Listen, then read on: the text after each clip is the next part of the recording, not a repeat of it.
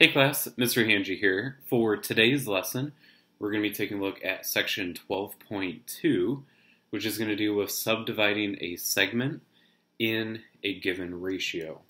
Now, for today's lesson, we have one learning goal, and our learning goal for today is that you will be able to subdivide a line segment in a given ratio and find the coordinates of the point that subdivides the line segment.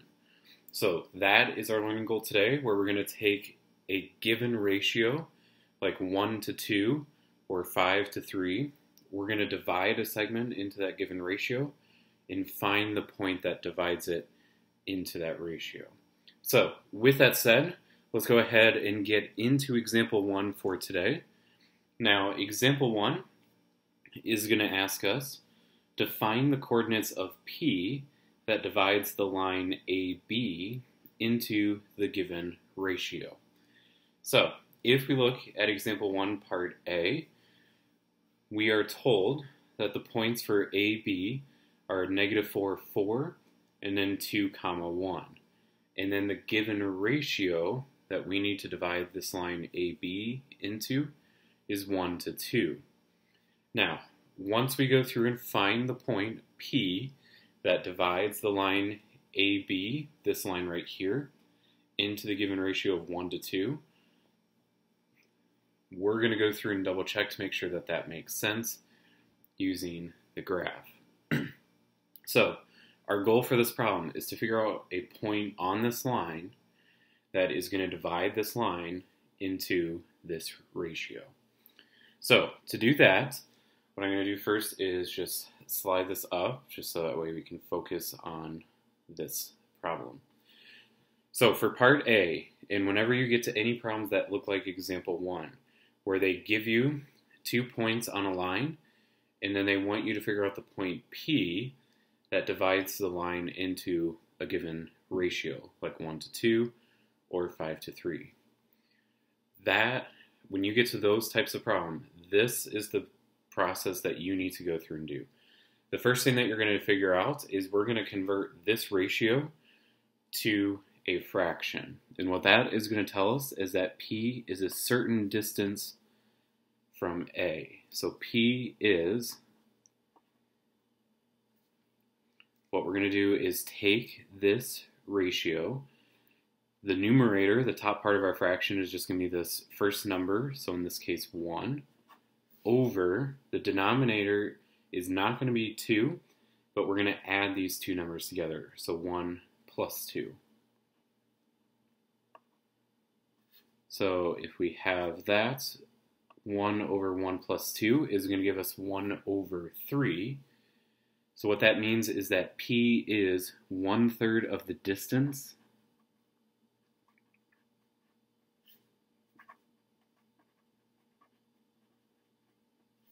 from A. And we'll talk about how we figure that out and what that is going to tell us later on. So keep this 1/3 in mind.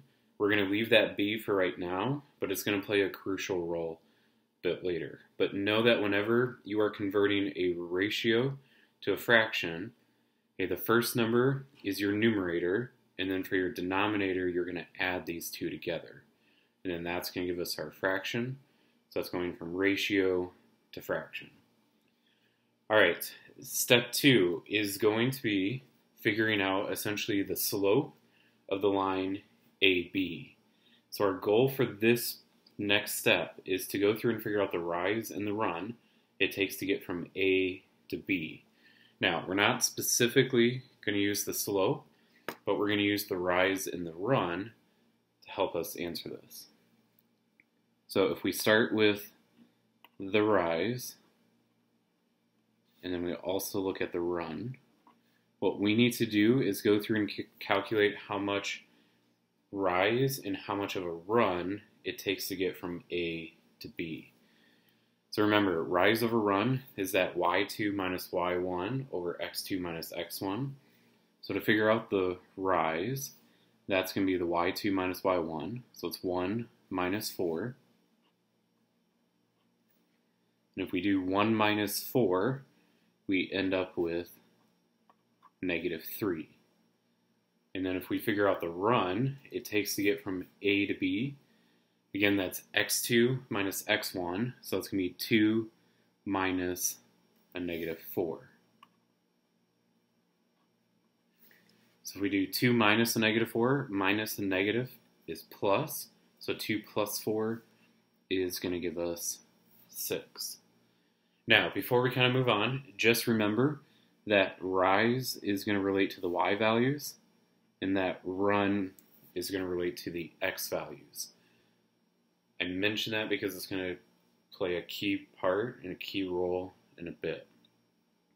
So now that I figured out the rise and the run it takes to get from A to B, we're going to take those values of our rise and run, the -3 and 6, and we're going to multiply them by our ratio that we've changed into a fraction, so this 1/3. So what we're going to do is take this 1/3 and we're going to multiply it to -3 and a 6. So -3 times 1/3, and then we're going to do 6 times 1/3. So if we go through, pull out our handy dandy calculator, if we do -3 times 1/3, we end up with -1. And then if we do 6 times 1/3, we end up with 2. So we get -1 and 2 at this point. So this is step 3. Step 1 is you go through and change your ratio to a fraction. Then step 2 is you figure out your rise and your run. So we figured that out to be -3 and 6. Step 3 is you take your rise and run and you multiply it by your ratio turned fraction. So you multiply that to both parts, and that's going to give you, in this case, -1 and 2. Your fourth and final step for this problem is we're going to take these values right here and we're going to add them back to our original starting point, which is A. So we're going to go through and do -4 plus 2, because the run is related to the x value, and -4 is x. So we're going to take our x value, which is -4, the x value, which is the run, add it by 2. So we're going to have -4 plus 2, comma, then we're going to take the y value, which is 4, go to the rise, and that's -1. So we're going to do 4 plus a -1. So from here, all we have to do is just add these real quick. So if we do -4 plus 2, we end up with -2. And then if we do 4 plus a -1, we end up with 3. And that is going to give us our answer for the point that is going to divide the line AB into the given ratio of 1 to 2. So if I were to plot this point, -2, 3, it does reside on the line, and it does appear to divide our line into 1 to 2 parts. And that's our answer. So, not an overall difficult process, it's just remembering to keep all of those different parts in line in the 4 different steps. What I want to do is run through one more in part B before we move on to examples 2 and 3. But that is how you do example 1, and that is how you find the coordinate value of P that is going to divide the line AB into the given ratio. So let's take a look at one more just to give us another one to reference. So I'm going to do part B next. I'm going to leave part C and D for you to do on your own if you'd like some practice. As always, they are done on my completed notes. So even though I'm not going to do parts C and D in the video, you can always take a look at my completed notes if you want to see how I did C and D.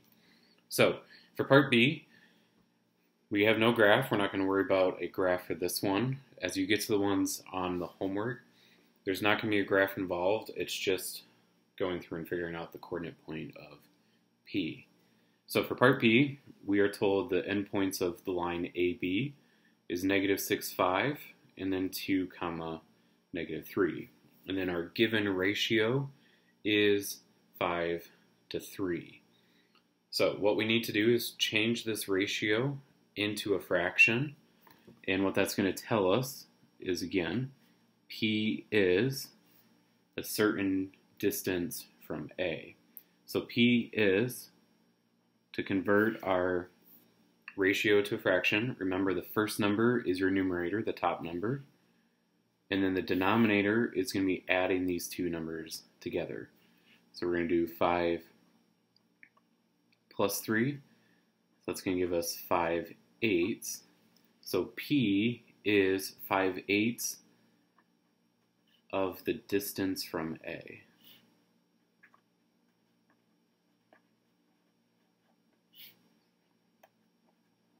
And the key for saying from A is because in that last step, as we saw with example 1 part A, we go back to the coordinate point of A, and that's where we add those last two numbers. So from there, the next thing is to figure out our rise and our run. So remember that the rise is going to relate to the y value, and the run is going to relate to the x value. So the rise is y2 minus y1. So y2 is -3 and y1 is 5. And if it helps to kind of keep it straight for x1, y1, and then x2, y2, we'll do that. So y2 minus y1, so -3 minus 5 is going to give us -8. And then if we figure out our run, that's x2 minus x1. So x2 minus x1, it's going to be 2 minus -6. Minus a negative turns positive, so it's going to be 2 plus 6, which is going to give us 8. So right here, okay, we've done step 2. Step 1 again is changing this into a fraction. Step 2 is figuring out your rise and your run from A to B. Now, step 3 is taking that rise and run that we figured out, and we're going to multiply both of those values by the ratio turned fraction. So, next part is we're going to take -8 and multiply it by 5/8, and then we're going to take 8 and multiply it by 5/8. So we're going to go through and multiply both of these. So if we do -8 times 5/8, we end up with -5. So we get -5, and then this is the same thing, it's just there's no negative, so that just becomes 5. And that is step 3. So step 3 is taking your rise and run values and multiplying it by the given ratio turned fraction. Now, your fourth and final step, again, is going back to the point of A, and we're going to take this -6, 5, and we're going to add it by the run and the rise. So if we start with -6, because -6 is the x value, we go to the x value, which is our run, and that's 8. So we're going to do -6 plus 8, and then we're going to go to 5, 5. 5 is the y value, so we go to the y, which is the rise, and that's -8. Or, sorry, I just messed up there. Okay, let me restart on step 4. Again, we start with -6, which is our x value, we go to our run, and we have to go to step 3, which is this 5. Okay, so we're going to add 5, comma, 5 is going to be our next spot. We go, because 5 is the y, the rise relates to the y. We go to step 3, and that's negative 5. So negative 6 plus 5 is going to give us negative 1, and then 5 minus 5 is going to give us 0. And our answer is going to be negative 1, comma, 0. So I apologize for the quick mistake there. To recap the 4 different steps. The first step is taking your given ratio and changing it into a fraction. First number is the top part of your fraction. The bottom number, the denominator, is adding these two together. So that gave us 5/8. That's step 1. Step 2 is figuring out the rise and the run from A to B. So we figured out the rise to be negative 8, and we figured out the run to be 8. Step 3 is taking your rise and run values, this negative 8 and 8, and multiplying it by your given ratio turned fraction to give us negative 5 and 5. Then step 4 is taking these values, okay, negative 5 is related to the y, and then 5 is related to the x, and we're going to add them back to the original point of negative 6 comma 5, giving us negative 1 comma 0. So that is how you do example 1. So you have 2 different ones to reference for example 1, parts A and B. When you are given 2 coordinates of a line AB, and they want you to find the coordinate of P that divides it into the given ratio. Again, 4 steps. Change the ratio into a fraction, figure out the rise and the run, multiply the rise and the run by that given ratio turned fraction, and then take those numbers from step 3 and add them back to the original point A. Don't take rise and run and just add them like I started to do here on part B. So with that said, that is it for example 1. Like I said, part C and D I will leave for you guys. They are done on my completed notes for you to reference later. So with that said, let's go ahead and move into example 2 for today.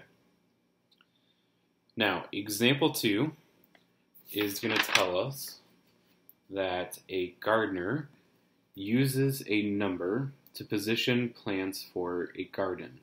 Plants A and B have coordinates 5 and 23 respectively, and we need to find the coordinate for each of the following plants based on the given locations. So he uses the number line to go through and space his plants out in a specific position and a certain distance away. Now, plants A and B have coordinates 5 and 23. 5 is going to be related to plant A, and 23 is going to be related to plant B. So we have to figure out the coordinates of each of the following plants based on their given locations. So if we look at A, it states that plant C stands at a point that is 5/6 of the distance from plant A to plant B. So C is going to be in between plants A and B, and it's 5/6 of the distance from plant A. So to figure this out, the thing that we need to do first, and whenever you get to problems like example 2, your first step is to figure out the total distance from plant A to plant B. So we want to figure out the total distance of AB. Now, when we're thinking distance, okay, we can't have a negative distance, so we're going to think of the absolute value of it. So we're going to start with absolute value of ours. And what we're going to do is just take the 2 numbers and subtract them. So 23 minus 5 we do 23 minus 5, we get 18, and the absolute value of 18 is 18. So now that we have that 18, what we're going to do next is we're going to take 18 and multiply it by this fraction.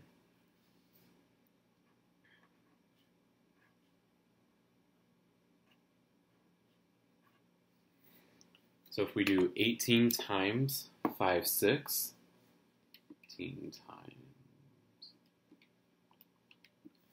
we end up with 15. So what does that 15 mean? Well, that 15 means that plant C is 15 units away from A, or 15 units to the right of A. Now, we want to figure out that coordinate for point C. We don't want to know necessarily how far away it is from A, but knowing how far away it is from A is going to help us answer where C resides.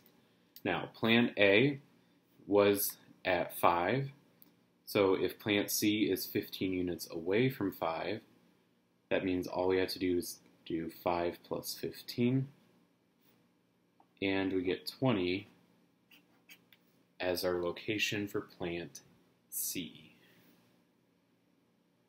So if you get to a problem where it tells you that plants, something like plants A and B have coordinates of 5 and 23, and then they tell you that another plant is going to be a certain distance from plant A to plant B, figure out the total distance of plant A to plant B, and then you're going to take that total distance, multiply it by the fraction. That's going to tell you the distance that plant C, in this case, is from plant A. So all you have to do is just add them together to tell you the distance, or the location of plant C. So let's go ahead and take a look at B real quick. So it talks about plant D stands at a point that is 1/3 of the distance from plant A to plant B. Now, we already know that AB is 18 because plant B is 23, plant A is at 5. So as we did here for part A, 23 minus 5 is 18, and the absolute value of 18 is 18. So our new fraction is 1/3 instead of 5, 6. So we're going to take 18 times 1/3. If we do 18 times 1/3, that's going to tell us the distance that plant D is from plant A. So 18 times 1/3.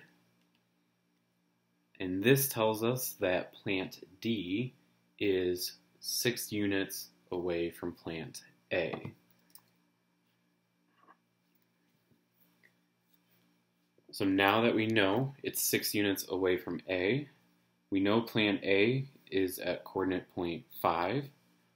So we just take 5 plus 6, and that tells us that plant D is at 11.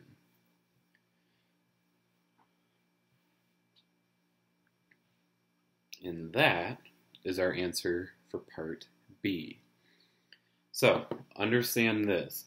If you get to a problem where it talks about, one point is at this coordinate value, another point is at this coordinate value, and then they want you to find the coordinates for each of the following points based off its given location, and they tell you the location in terms of a fraction. Okay, you're going to subtract the two numbers to figure out the total distance, multiply the total distance by that fraction, and then take that number after you multiply the total distance and the fraction. You're going to take that number and add it to the original starting point, and then that will give you your new location. So if you're given a fraction to start off, that is your goal, and this is what you need to do when you get to those problems. Now, parts C and D are a bit different because as we see, that instead of giving us a fraction, they give us a ratio. So this is a touch different, and there's a different way that we can go through and solve this. I'm going to leave parts C and D there for you to reference back on the completed notes.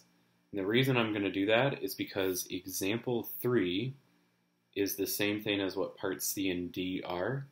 They're just going to give us some different numbers to use than just the 23 and 5. So if we go ahead and move on down to example 3, I know it says example 2, but this is example 3.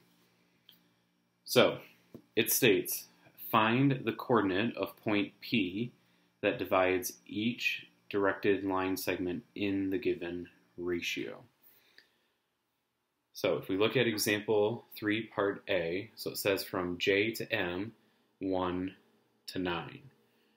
Now, the way that I want you to think about these problems, okay, they're telling us from J to M, they want us to figure out the point P from J to M that is going to divide this segment into the ratio of 1 to 9. So there should be a point from J to M that is going to split it into 1 part to 9 parts. So we're going to figure out that point for P.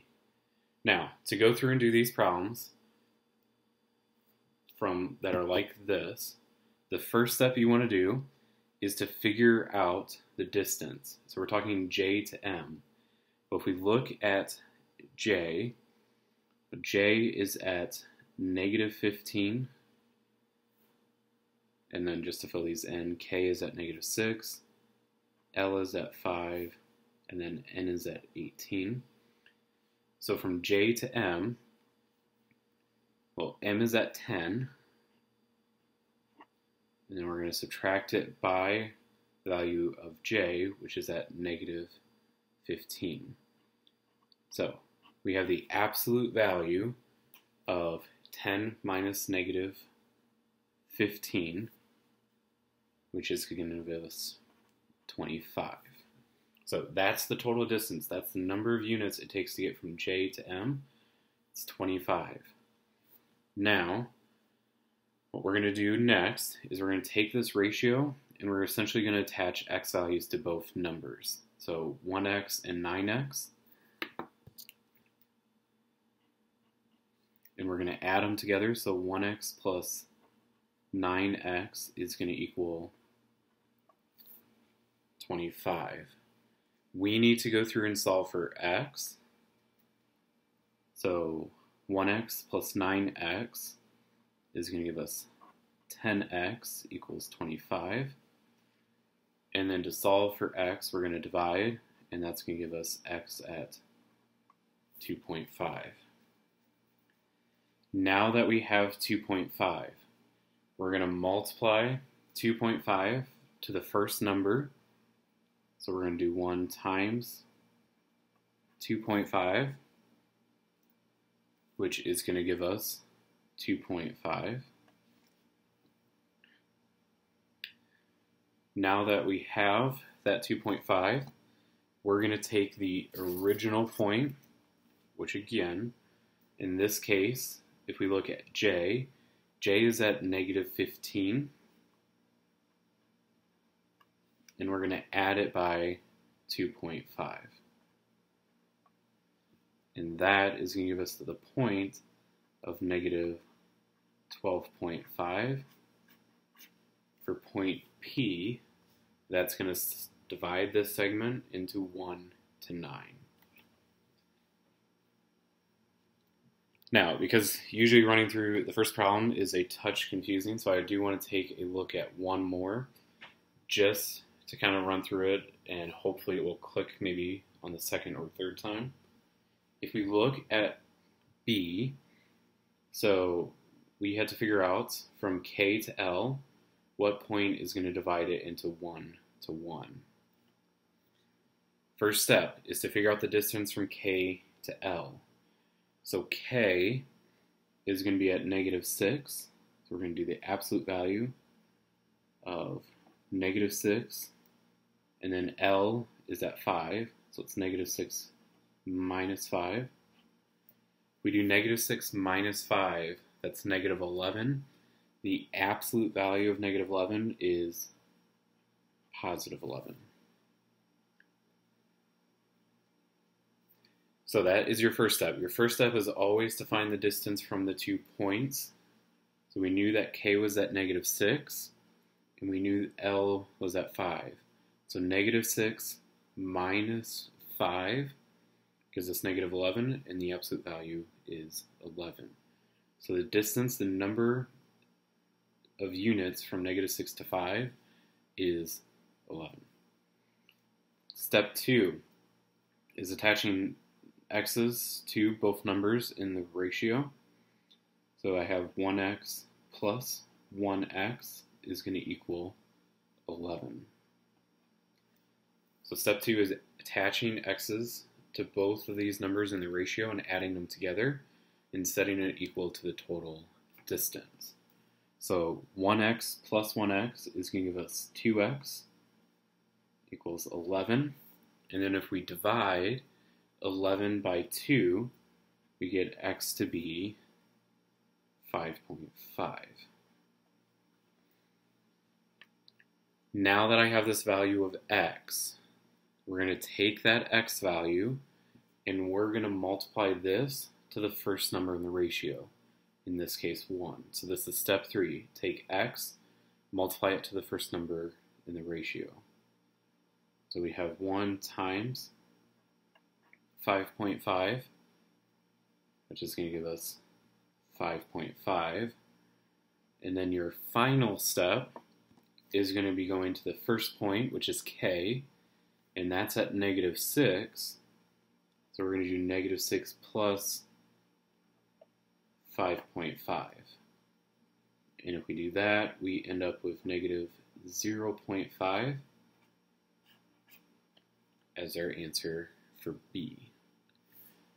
So negative 0.5 is the location of P that divides the segment KL in 1 to 1.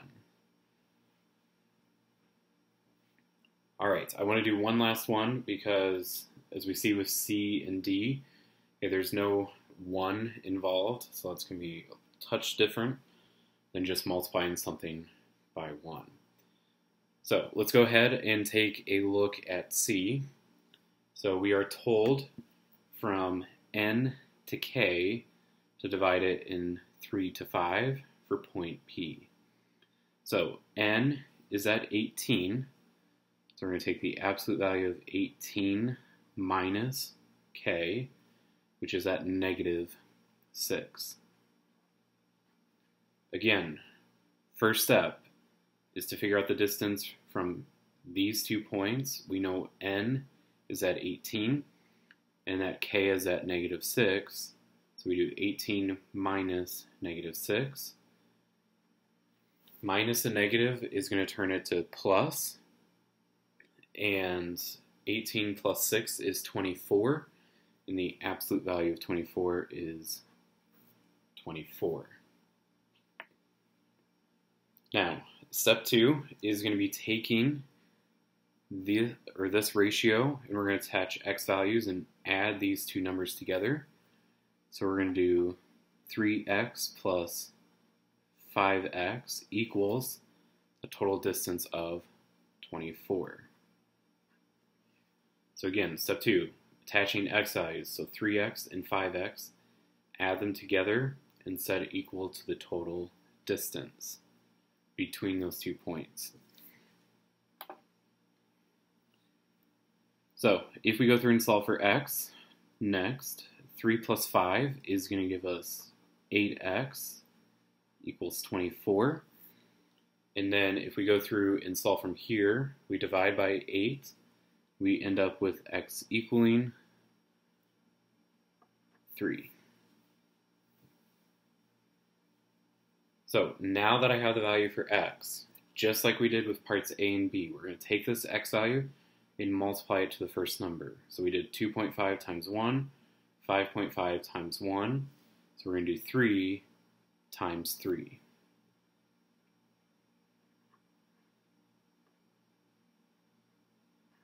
And And if we do 3 times 3, we're going to end up with 9.